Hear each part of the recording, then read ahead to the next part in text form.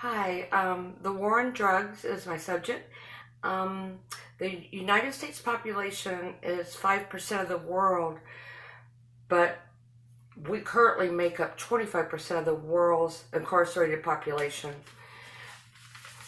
The minorities and the poor people are targeted and jailed at a higher rate than others, and studies show that black children are less likely to use drugs than white children, but they're 10 times more likely to go to jail for drug offenses.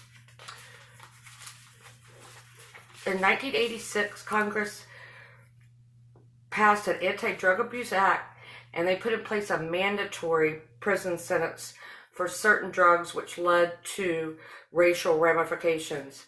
Crack cocaine, which is usually used by poor and black people, had a minimum sentence of 5 years for 5 grams. White powder cocaine, which was used by more white people and richer people, you would need 500 grams to get 5 years. So there's a big difference there. Currently, the opioid epidemic has reached levels that only a few years ago was unimaginable. 2.5 million Americans suffering from opioid disorder, and more people dying from overdose than automobile accidents. Opioid withdrawals present a major problem for people who are prescribed opioid medication for pain. The withdrawal is a medical condition that can develop when opioid medications are stopped abruptly.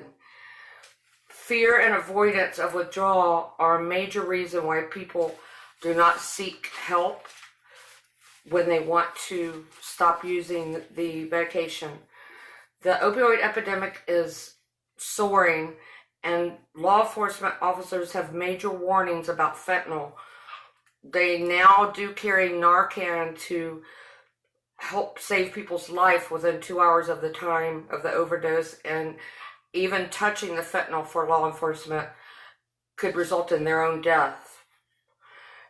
In a speech on June 9th, 2017 by the U.S. Drug Enforcement, the data suggested that overdoses rose 20% in 2016. Overdose deaths in the United States exceeded 59,000, and the statistics are not in totally for 2017, but it possibly could even be double. The war on drugs has been going on for 40 decades, and no progress has been made. $51 billion was spent in 2017 alone, and over $1 trillion since 1970 has been spent without not much to show. It has affected many people, from growing amount of incarceration on nonviolent drug crimes to sending proportionate amounts of minorities to prison without solving the problem. Addiction rates stayed the same. We need to use our resources to help people recover and not be dependent on the drugs. Recovery, instead of locking them up, is what we should be doing. We should be educating people about fentanyl and how people are dropping dead every day from it. We should not be hiding the fact, and we should not be imprisoning them, thinking that is the result. That's going to be the problem solver. We need to be proactive and help addicts get help. We can write to our senators and support the bill to reduce the length of federal mandatory sentence in half. And it will also allow judges to give sentences other than the mandatory minimum sentence.